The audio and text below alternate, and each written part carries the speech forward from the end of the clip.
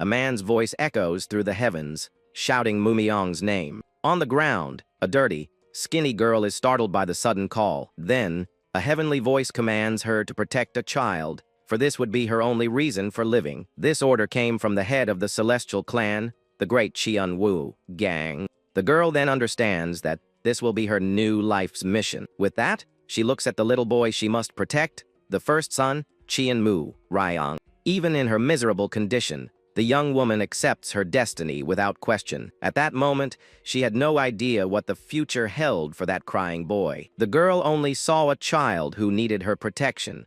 Little did she know this boy would become the disgrace, who would bring ruin to the entire celestial clan. 15 years go by, and a heavy rain begins to fall. In the meantime, the head of the family suddenly passed away, leaving everything to his son. The new leader, Cheon Muryang, only made things worse, and the clan's influence vanished. With the fall from power, many people began to abandon the family. But the young protector remained by her master's side the entire time. Countless assailants came after the boy, and she fought them all to protect him. The girl dedicated her life as a bodyguard to that despicable man. However, the ones she protected seemed to be very afraid of something. Suddenly, two mysterious figures appear at the door amidst the rain. In an act of betrayal, the man she had protected her entire life strikes her from behind. In disbelief, she calls her master's name, not understanding the reason for the betrayal. The young woman then wonders if a blade was the payment for all her devotion.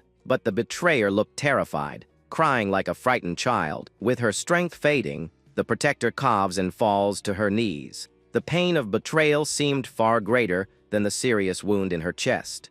They say you can't fix a broken person, and he was living proof of that. All the guards she had defeated before were now lying in the rainy courtyard. The master seemed desperate, trying to explain something to the newcomers. The mysterious hooded figures slowly approached him, without saying a word. Even wounded, the girl gathers her last bit of strength and begins to remove the sword. With hatred in her eyes, she calls out the name of the man who betrayed her one more time. She then asks if he really thought they would let him live in exchange for her life. And she questions if the demonic cult would really help revive the clan he himself destroyed. The young woman accuses him of believing this was the only way to survive. With blood in her mouth, the protector states that her master was completely wrong. At that moment, a frightening bolt of lightning illuminates the entire night sky. The light then reveals the true identities of the visitors from the demonic cult. A woman with a bizarrely altered face was among them,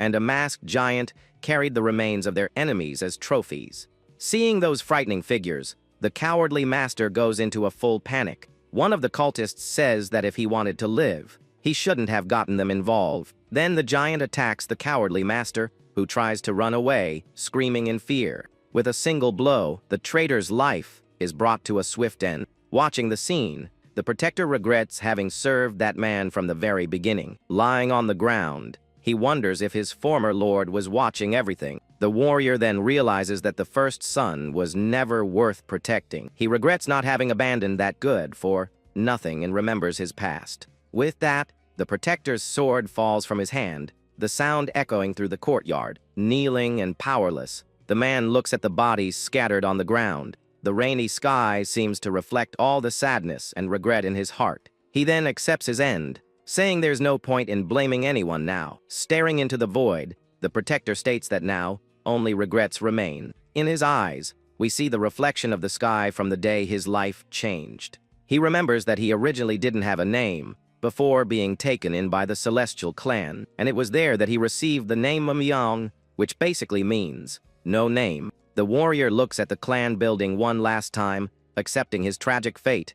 His last wish is that if he could be reborn, he would like to have a name of his own. He also wishes not to be reborn as himself, as the cultists deliver the final blow. And so, the man with no name finally met his end on that rainy night. The end then embraces him, and it feels like a cold and lonely thing. But the cold darkness suddenly transforms into a warm, gentle light. He feels gentle hands washing his feet in a basin of warm water. Slowly opening his eyes, the man is confused by the pleasant sensation. A young servant girl is taking care of him with a focused expression on her face. He suddenly sits up, startled, and the girl falls backward, screaming in shock. Confused, he wonders what is happening and realizes he is alive. He clearly remembers his body being pierced by numerous blades. The servant apologizes, thinking he's angry about the water, but he recognizes her. She is Wol Young, the first son's personal maid, who was always mistreated by him. He reassures her but questions why she is calling him young master. Ignoring the girl's confusion, he asks where Cheon Muryang is. The servant then replies that he is young master Cheon Muryang. Not believing what he heard, the man touches his own face in complete despair.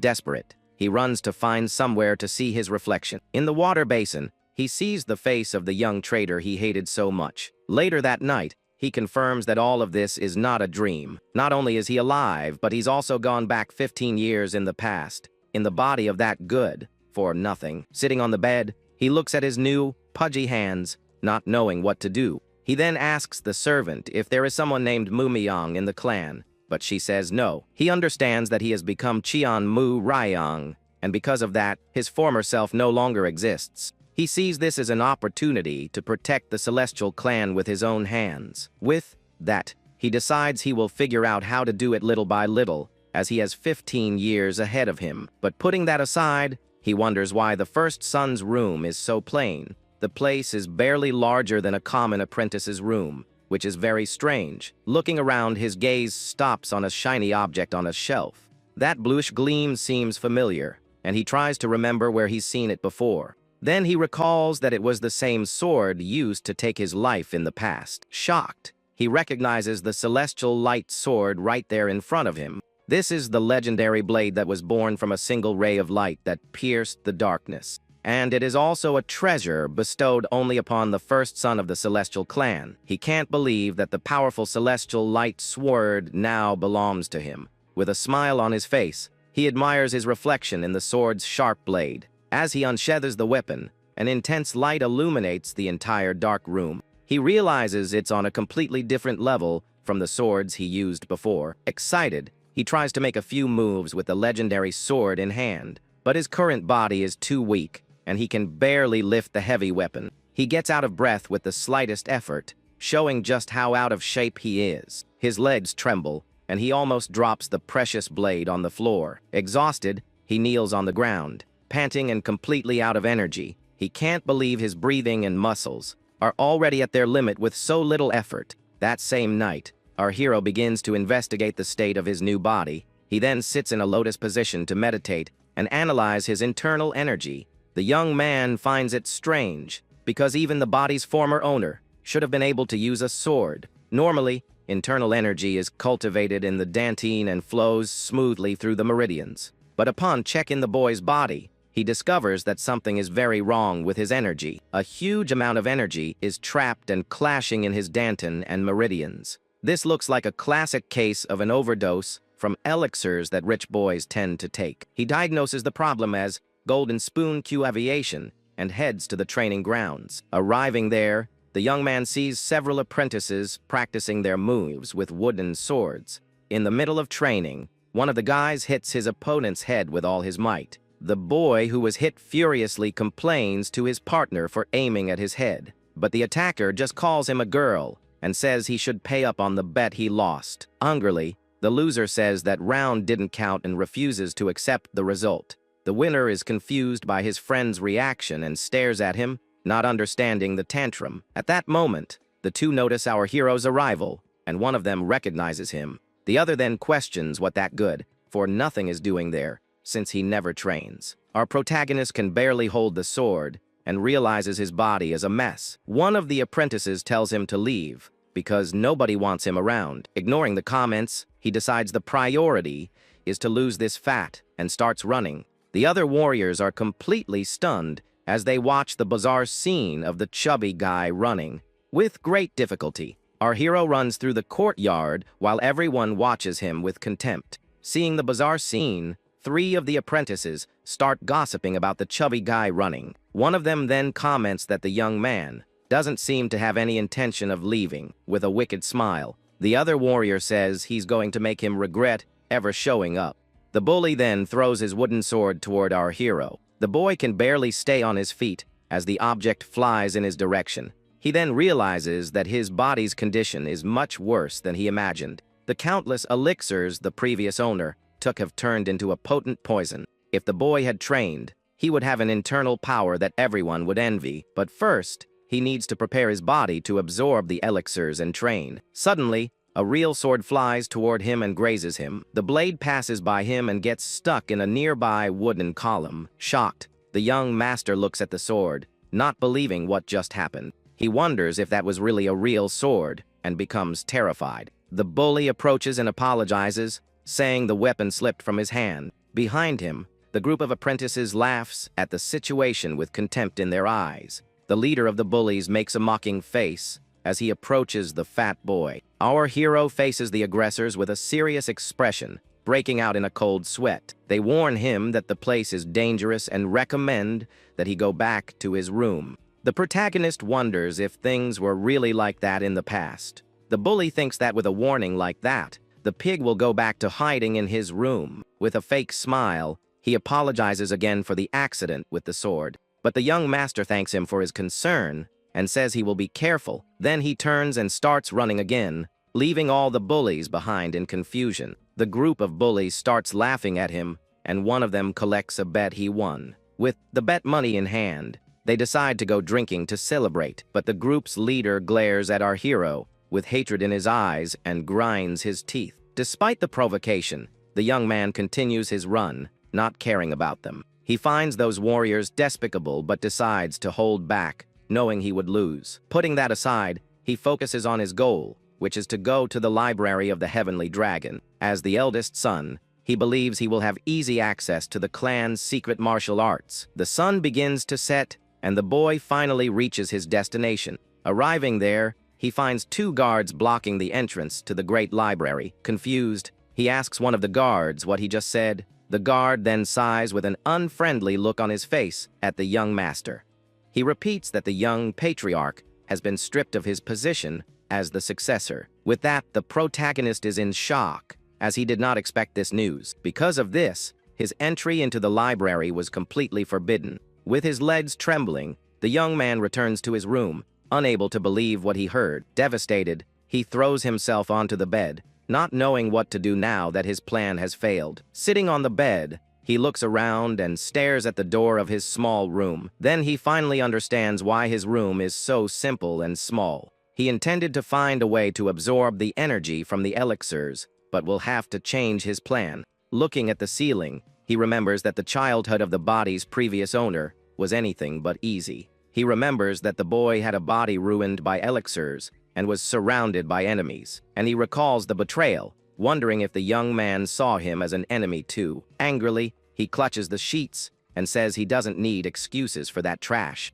The boy blames the body's previous owner for bringing in the demonic cult and destroying the clan. He understands that the lack of allies was just a consequence of the boy's actions. At that moment, he notices there's something on his table. He then sees the food the maid left and complains that it's only mushrooms with no meat. Our hero wonders how the boy got so fat eating such bland food, but he remembers that despite everything, the young master had at least one single ally. The next day, our hero decides to continue his morning training. In the courtyard, he begins to stretch to prepare his body for the heavy exercise. With minimal effort, the boy is already panting and completely out of breath. He can't believe his body is sore and tired just from warming up. Suddenly, the maid appears and is surprised to see that he is already awake so early. Carrying a few things, she then asks if he is going to train again today. A bit embarrassed, the young master replies yes, and the girl wishes him a good day. As she passes by him, the boy notices that the maid is carrying his clothes. He asks if those are his clothes, and the girl is startled by the sudden question. She apologizes for the delay and explains that she fell asleep while waiting for him the previous night. He thinks that even though she isn't much help, she is still his only ally. The maid is startled by the young master's sudden approach and steps back a little. Then he places a hand on her shoulder and thanks her for her hard work and dedication. Completely panicked, the girl doesn't understand what he means by that. With a smile, he apologizes and warns her that she will have a lot more work for a while. After that, the boy turns and starts running through the courtyard again to continue his training. The young woman stands there, watching her master with a confused expression and a flushed face. Night falls once again, and the full moon illuminates the entire heavenly clan.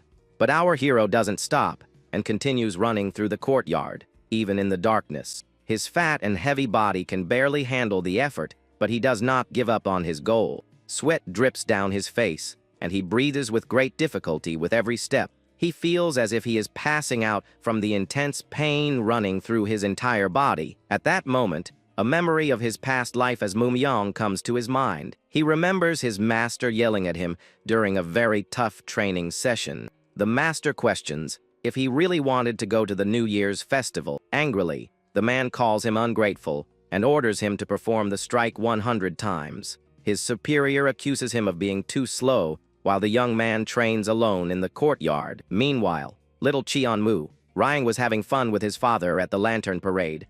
The young warrior wonders if he was ever able to decide anything for himself. He had no choice but to repay the grace of the patriarch who took him in. But in contrast to his past, he can now make his own choices. With a smile on his face, he thinks that this is all very fun. Hidden, the maid watches the young master running with difficulty through the courtyard. The girl has a worried expression on her face as she sees his condition. Suddenly, the boy can't take it anymore and collapses on the ground from exhaustion. She runs to help him, and our hero realizes that the girl is stronger than she looks. The days go by, and the young man continues his intense training, even in the rain. The group of bullies watches him and complains about his daily persistence. One of them collects the bet he won because his friend bet that the fat boy wouldn't show up. Annoyed, the loser of the bet complains about the young master's pathetic attitude. A colleague tells him to shut up, but he doesn't care if the boy hears him. He continues,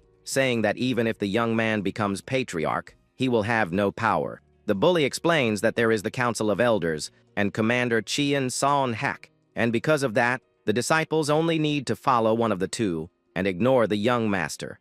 With the bet settled, the group of bullies decides to leave, complaining about the cold. But their leader stays behind with a look of hatred on his face. He glares at our hero, who continues running in the rain, unfazed. The aggressor thinks the fat boy is plotting something to reclaim his title as successor. At that moment, the protagonist stops running and stands right in front of the bully. The boy realizes he heard everything, but is pretending that nothing happened. From a distance, the maid watches the scene, worried about what might happen. With the master's clothes in her hands, the maid glares at the bullies with a defiant look. The girl then gets an angry expression and seems determined to do something. After some time, the sun finally shines again in the heavenly clan. In the training ground, we see several wooden swords lined up on a rack. With that, our hero picks up one of the weapons to start a new type of training. With the sword in hand, the boy prepares to practice his moves.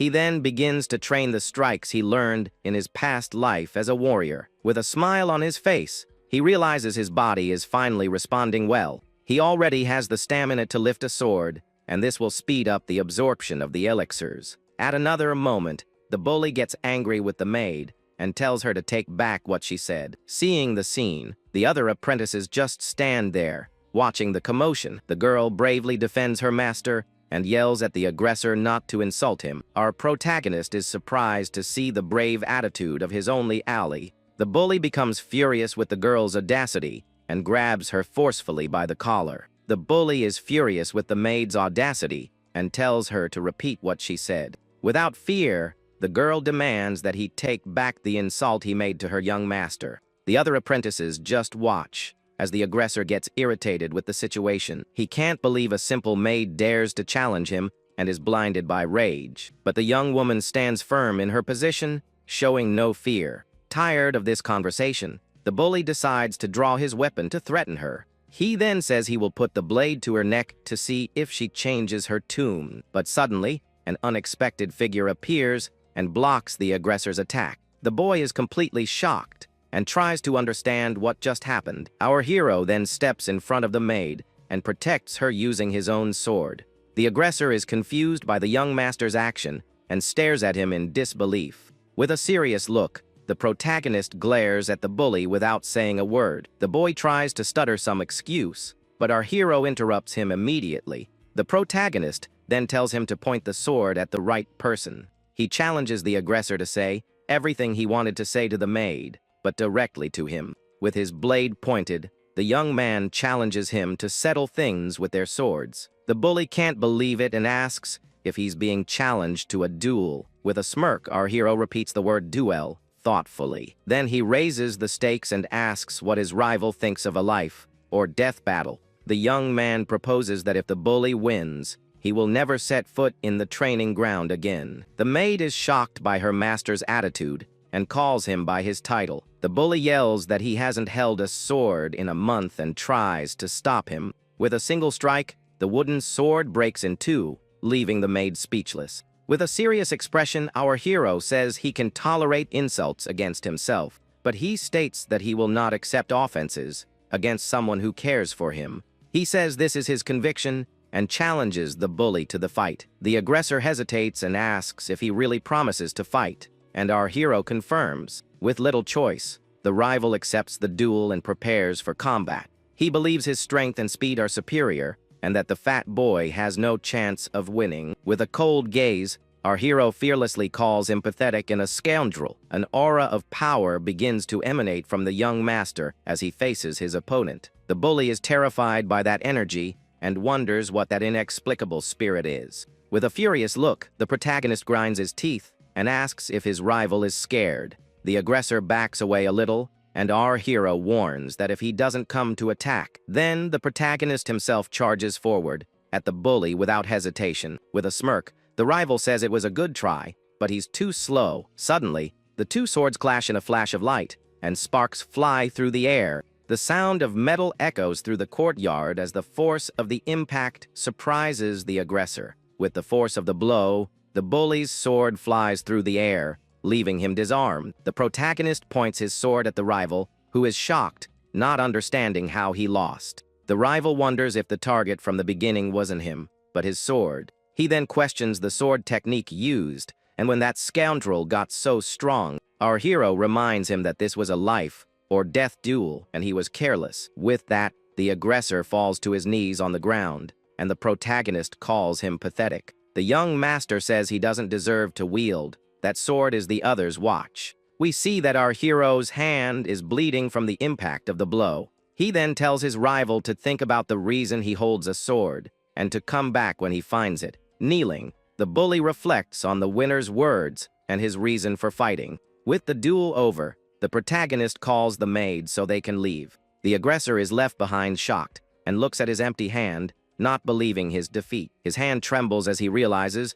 he lost not only the duel, but also his honor. On his knees, he watches the young master walk away with the girl by his side. Back in his room, the maid begins to apologize for getting involved earlier. She then says she shouldn't have stepped forward and caused all that trouble. Our hero listens to the apology in silence while holding his sword. The girl explains that she got very upset seeing the others mock his effort. With her face to the floor, she apologizes for him hurting his hand because of her. He thinks to himself that the injury was from using too powerful a technique and says it wasn't her fault. Surprised, the young woman raises her head and looks at her master, not understanding his reaction. Then he repeats that he doesn't tolerate insults against those who care about him. With a smile, he says that to protect his people, he won't tolerate anything, no matter the opponent. The maid's eyes widen at her master's kind words. With that, the girl remembers a New Year's wish the young master made in the past. The boy says he would become a family head as strong as an elephant to protect everyone, and he promises that the next day he would begin his sword training. The little master then tells the maid that even though she is taller than him, he promises that he would protect her too, and a tear runs down the young woman's face. Back in the present, the girl cries with happiness seeing his change in attitude.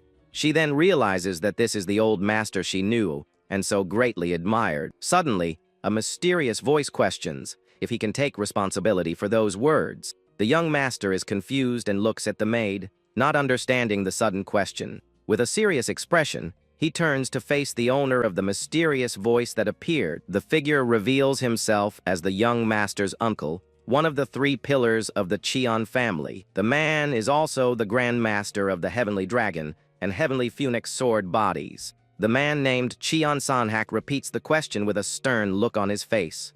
Our hero greets him respectfully and apologizes for being ignorant and not visiting him. A memory from his past life surfaces, and he remembers that man. But the uncle calls him pathetic and tells him to stop wasting time and answer the question. He realizes his uncle's attitude was the same as 15 years ago when he declared him a lost cause. With the sword in hand, he says that protecting his people is his conviction and he takes responsibility for it.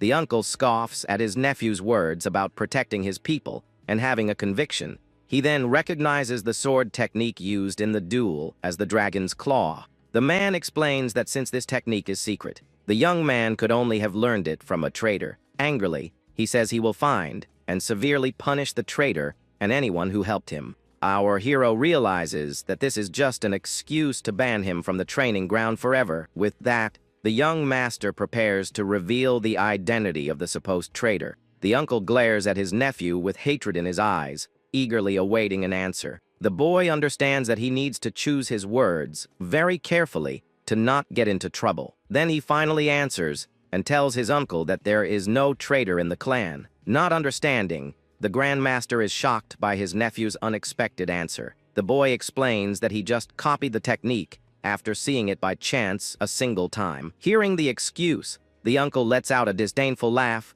not believing it. The man then starts to laugh out loud, finding the young man's explanation completely ridiculous. With his sword in hand, he says that this is ridiculous and prepares for combat. Without a second thought, the Grand Master leaps toward his nephew to attack him. He claims that someone like the young man could not imitate the technique and challenges him to a duel. Our hero gets worried and prepares for the confrontation, gripping his sword tightly. A red and terrifying aura of power begins to emanate from the Grand Master's body. The boy says that if he doesn't believe him, then he should show him another technique to copy. With the bold proposal, the Grand Master is left completely speechless and shocked. Blood drips from the young master's hand, but he doesn't back down from the challenge. The uncle accuses him of lying to get away with it, and says he doesn't trust a word he says. With that, he turns and calls the boy's maid to question her about what happened. He then orders the girl to tell him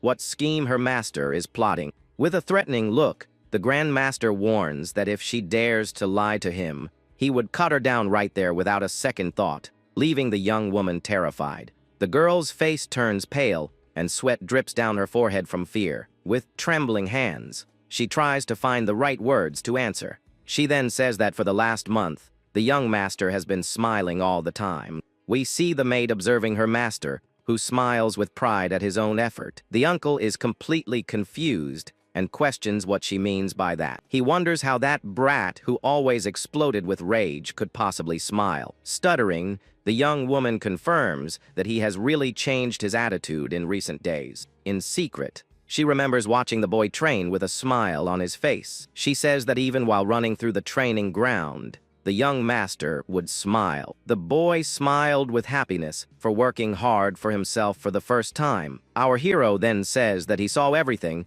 and understands the girl's concern for him. He explains that he was happy to be working hard for himself, and that motivated him. The maid continues, saying that even when the others mocked him, he didn't care. And for the first time, he drew his sword not out of anger, but to protect her. With a voice full of emotion, the maid says that her master has changed, and that she believes in him. The Grand Master listens to the girl's testimony and reflects on his nephew's supposed change. With a thoughtful look, he seems to finally consider the possibility that he might be wrong. The uncle asks what martial art he knows, and the boy says it is the art of the heavenly sun. With that, the Grand Master raises 2 fingers and says he will give him a deadline of 2 months. He then challenges him to defeat the best apprentice in 2 months to prove his worth. With an intense gaze, the man asks if his nephew is capable of completing the challenge. Our hero thinks to himself that his uncle always tested him this way in the past,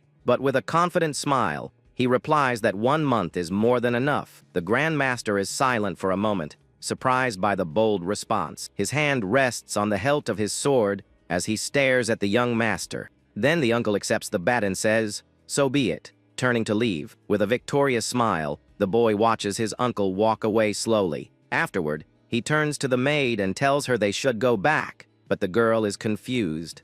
The protagonist then says with a smile that he still needs to run a little more. The maid smiles, happy with her master's determination, and watches him with admiration. Half a month passes, and our hero continues his intense training without rest. In the training courtyard, he practices his sword movements with great agility. He thinks that he has already dissolved almost all the yang energy, but the yin energy still hinders him. The boy regrets not being able to enter the library to learn a better cultivation method. With that, he looks at his hand and wishes his energy center would heal on its own like the wound. Meanwhile, some apprentices comment that the top apprentice had the chance to take down the young master. One of them says to keep it down because he might hear and give up on the fight before it even starts. The other thinks that spreading rumors was the Grand Master's intention to make the young man give up. But our hero overhears the entire conversation and gets a serious look on his face. Another group of bullies scoffs, saying the young master doesn't know the difference between a sword and a hoe. Suddenly, the protagonist appears and asks if they have something funny to share. With a serious look, he faces the group's leader and asks if he is the top apprentice. The boy is a bit surprised by the young master's sudden question and stares back at him. Then he sits down and confirms he is the top apprentice, but tells the young master not to worry about the fight. The protagonist feels like he's seen that face before and asks what the boy's name is. With a smirk, the apprentice introduces himself as Lee Sokji and crosses his arms. Upon hearing the name, our hero is completely shocked and has a flash of memory. He then remembers that this man was the traitor who leaked information to the demonic cult. Angrily, the boy grinds his teeth as he realizes he has found the one responsible for the clan's ruin. The traitor says it's an honor to be remembered, and our hero turns to leave. The young master thinks he was just planning to do his best, but now he's changed his mind. With hatred in his eyes, he vows that the wretched traitor will pay for everything he's done. Half a month passes, and the day of the great duel between the two warriors finally arrives. In the crowd, some comment that they can't wait to see the young master get crushed. Suddenly, a man shouts, telling everyone to be silent for the start of the duel. He then announces that the fight arranged by the Grand Master is about to begin and calls the fighters. Sitting on his throne, the protagonist's uncle calls the challenger, Lee Sokji, to the arena. The traitor then walks up the stairs and accepts the call with a confident smile on his face. With his wooden sword in hand, the rival turns to the crowd, looking very self-assured. Next, the man announces the name of the other challenger, our protagonist, Cheon Muryang. But to everyone's surprise, the young master doesn't appear, and the announcer is confused. He then looks for the boy in the crowd, but can't find him. The crowd begins to whisper, wondering if the fat boy ran away, scared of the duel. One of the apprentices lets out a mocking chuckle upon noticing the young man hasn't shown up. With that, all the other warriors begin to laugh and mock the cowardly young master. Seeing the scene,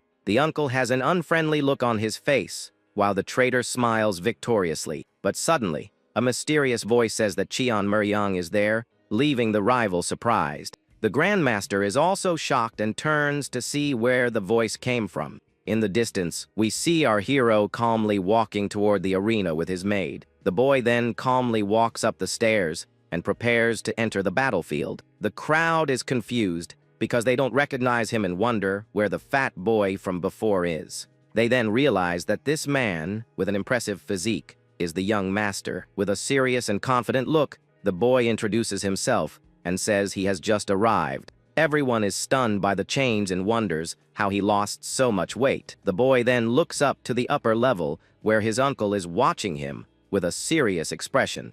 With his sword in hand, he bows and apologizes to the Grand Master for being late. But the man tells him to set aside the formalities and asks if he is prepared. With a confident smile, the young master says that of course he is and gets ready to fight.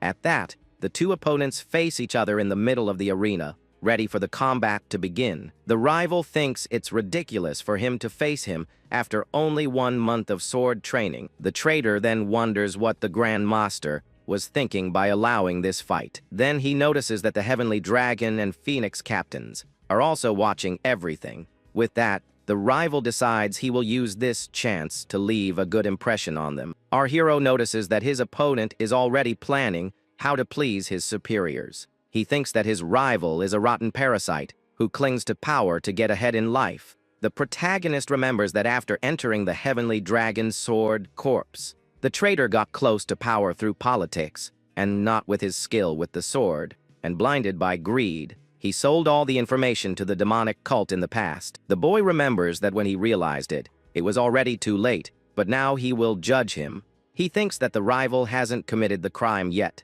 and that's why he needs to be stopped now. Meanwhile, the traitor thinks that everything went well, and that's why he became the top apprentice. But our hero thinks that his rival's luck has run out, as he knows all his dirty secrets. With a smile on his face, he declares that his opponent's career ends there today. The announcer then says that the fight continues until he says stop, and it is not a duel to the end. With that, the two opponents prepare for combat with their swords in hand. The traitor glares at the young master with a mocking smile on his face.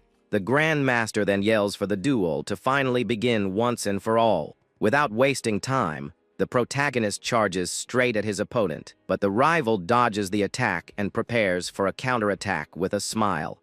With a downward strike, the traitor tries to hit the young master with full force. He then says he heard about the bizarre technique the boy used to win the last duel. With a smirk, the rival changes his stance and challenges him to try the same thing on him. Our hero then advances to attack again with a serious and determined look. The rival challenges him to try and rip the sword from his hand if he is able. Suddenly, the two wooden swords clash with impressive force. The impact of the blow sends sparks flying, and the two glare at each other with hatred in their eyes. The protagonist is surprised by his opponent's strength, while the rival grinds his teeth. The two warriors are locked in a struggle of strength in the middle of the arena. With a quick move, our hero backs away and begins a sequence of strikes. The boy then attacks his opponent with a series of fast and precise attacks. With a focused gaze, he continues to pressure his rival with his agile movements. The young master then spins and attacks with all his strength in a final blow. The rival says he was going to show some mercy for the sake of the young master's dignity, but he claims he can't waste the chance to show off for the grandmasters. The rival tells him not to hate him too much, as the boy grinds his teeth in pain. Suddenly, our hero's wooden sword breaks in two from the force of the blow. With his guard down, the traitor seizes the opportunity and grabs his opponent's wrist. Then he uses his foot to trip the young master and throw him off balance. Our protagonist loses his balance and starts to fall to the ground, defenseless. But with a quick move, he manages to recover and avoid the fall at the last second. With a determined look, the boy faces his opponent, not letting himself be shaken. A pink aura of power begins to emanate from the traitor's body as he prepares a strike. With a wicked smile, he tells the young master to watch very carefully. The rival then uses his secret technique to attack the protagonist with everything he has. Our hero is surprised by the speed and strength of the unexpected attack. A flurry of blows hits the young master, who seems to have no way to defend himself. The traitor then boasts about the huge difference in level between the two warriors. With that, the protagonist falls to the ground, apparently defeated by the overwhelming attack. The rival says it was a shame to fight a scoundrel, but it served to show off his skill. With a victorious smile, he then raises his fist in the air in celebration. The traitor says everything went as planned and prepares to receive applause. But he finds the silence strange and wonders why he can't hear anything. Confused, he looks around and realizes the training ground seems to be sideways. The rival then realizes he is on the ground with a piece of wood in his mouth. The rival wonders what happened and sees a boot approaching his face. With that, he realizes the young master is standing right in front of him. With a mocking smile, the protagonist asks if his rival had a good nap. Not understanding anything, the aggressor wonders why he is lying on the ground. Then he realizes his body won't move and goes into a total panic. Completely paralyzed, the traitor is left lying in the arena, unable to move. Next to him, the boy sees the broken piece of his wooden sword. Suddenly, a flash of memory comes to his mind, and he finally remembers everything. He recalls that he was actually the one who was attacked by the young master. Our hero's sword clashed with his, and shattered it to pieces instantly. The boy then remembers that his weapon had already been completely destroyed. With wide eyes, the rival recalls the exact moment of his defeat. The protagonist used a powerful technique that pulverized the traitor's sword, and with the same blow, he hit his opponent square in the face. The force of the attack was so great that the rival flew through the air with no reaction. Back in the present, the traitor finally understands that he was completely defeated. He can't believe he lost to someone like that useless, fat boy from before. Our hero then calls him a potential traitor, leaving the rival confused. With a serious look, he warns him to be careful because he'll be keeping an eye on him. The loser tries to justify himself, saying he just lowered his guard for a second. Lying on the ground, the rival wonders what he should do now. Our hero stands beside him, while the traitor thinks he is completely ruined. The crowd is in shock and wonders if the fight really ended with a single blow. With tears in her eyes, the maid watches everything and calls out for her young master. The protagonist then faces his uncle, who is watching him from the upper level. The Grand Master looks back at him with a very serious expression on his face. With that, the young master remains, standing next to his fallen opponent in the arena. The boy's uncle continues to stare at him with a serious look, saying nothing. Our hero then stares back at him with an expression of pure determination. The entire crowd is silent, shocked by the unexpected outcome of the duel. One of the captains then clenches his fists tightly, showing his anger. He then complains that that fool ruined the chance to expel the young master. With hatred in his eyes, the man grinds his teeth and says that this is very irritating. In a flash, we see the moment the protagonist kicks his opponent away. The traitor then falls defeated on the ground with his wooden sword completely broken. Our hero stands over his rival with an expression of superiority. From his throne, the Grand Master just observes the whole scene with his arms crossed. The crowd then begins to wonder if the young man used some kind of trick to win. The boy thinks that with this victory, that scoundrel will become even more conceited now. The boy's uncle then looks at him with a suspicious gaze, trying to understand what happened. The uncle stands up and prepares to announce the grand winner of the match. But our hero shouts that he knows about all the grievances they have against him. Hearing this, the Grand Master gets a serious expression on his face. The boy acknowledges that the mistakes he made in the past cannot be erased. While his uncle glares at him angrily, the maid seems worried about the situation. He tells the crowd that he doesn't remember the faces of everyone he has wronged, and he claims that those acts were committed by the old Cheon Muryang, not by him. Even so, he says he will bear the punishment for all those sins. With that, the young man clenches his fist with great force and determination. He then turns to the crowd and says that now he is the new Cheon Muryang. The boy then apologizes for all his outrageous behavior in the past. With that, he bows in a sincere apology to everyone present. With his back to the audience, he remains bowed as a sign of repentance. The other apprentices watch the scene completely shocked and without reaction. With eyes full of tears, the maid watches her master with great pride. The Grand Master also seems surprised by his nephew's unexpected attitude. After apologizing, the young master stands up and faces everyone again. He then says that if that is not enough to satisfy their anger, he challenges them to come to the training ground at any time because he will be there. With a confident look, the boy turns to the side, showing his new determination. The Grand Master watches the scene in silence, showing no reaction. With that, our hero calls the maid so they can leave. The uncle then becomes thoughtful and seems to be reflecting on everything that happened. We see a blue sky with the sun shining brightly through the leaves. The boy thanks the girl for holding the sword, and she says the weapon gave her strength. He then asks for the sword back, but the young woman is surprised and asks why. Our hero is confused by the girl's reaction and looks at her, not understanding. The maid hugs the sword and says she needs to keep Little Heaven a little longer. The protagonist is left speechless, not understanding the nickname she gave the weapon. Suddenly, a voice questions him about what he tried to cut, and the boy turns around. The young man then approaches the building, where his uncle is watching him from the upper level. With a smile, he thinks that he never imagined hearing those words again. The uncle asks why he doesn't question what the boy himself wanted to cut with the sword. Our hero then replies with a smile that his target was the sky. With a confident look, He states that his goal was to cut the sky itself. The Grand Master is completely shocked by his nephew's unexpected answer. With a serious expression, he thinks that idea is completely absurd. The man reflects that this was the path he pursued his entire life, and now his nephew understands it. With that, the uncle admits that he won the bet and will grant him one wish. The young man asks to enter the library of the Heavenly Dragon, but his uncle denies the request. The boy becomes thoughtful, as his main plan has gone down the drain. Then he has an idea and asks to train with one person per day. The uncle is surprised by the request and asks if that's all he wants. With a smile, he confirms and says there is no better training than real combat.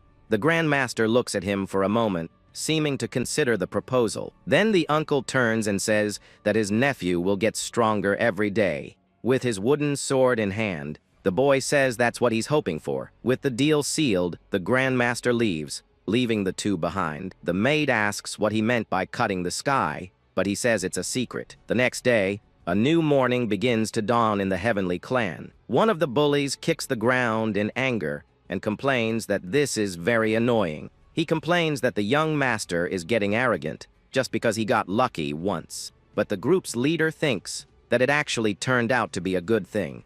In the end, the aggressor holds his sword firmly.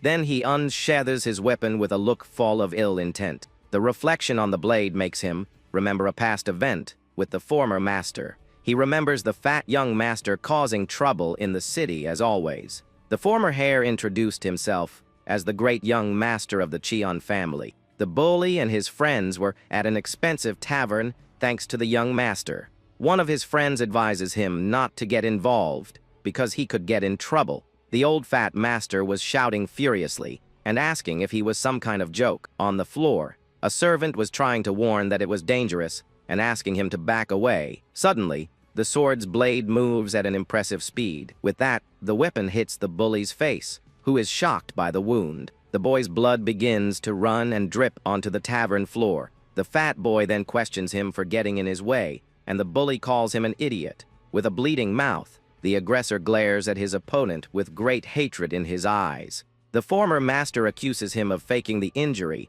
and tells him to get out of there. Back in the present, the aggressor's reflection on the blade shows all his rage. He then vows to leave the same wound on the protagonist's face, making it look like an accident.